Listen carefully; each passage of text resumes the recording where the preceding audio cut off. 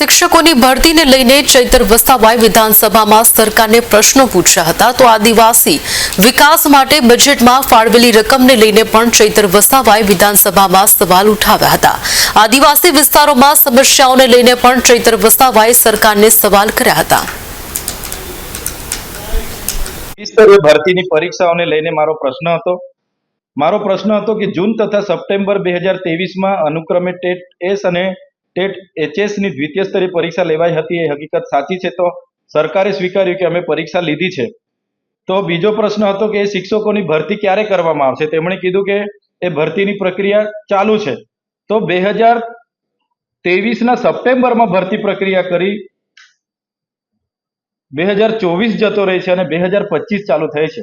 ગુજરાતમાં શિક્ષકોની એટલી બધી ઘટ છે છતાંય શિક્ષકોની આજ દિન સુધી ભરતી નથી થઈ।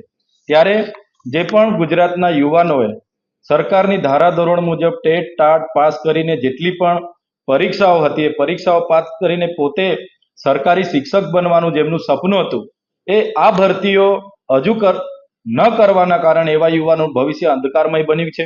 ઘણા ઉમેદવારોની વય મર્યાદા પૂર્ણ થવાના આરે છે, ઘણા યુવાનો આત્મહત્યા બી કરે છે। એટલે આજની આ માહિતી હજુ પણ સરકારે કામગીરી ચાલુ બતાવી રહી છે। ત્યારે સરકાર જો ભરતી નથી કરતી તો ચોક્કસ હું માનું છું કે આવનારા દિવસોમાં વય મર્યાદા સહિતના ઘણા યુવાનોનું ભવિષ્ય અંધકારમય થવાનું છે।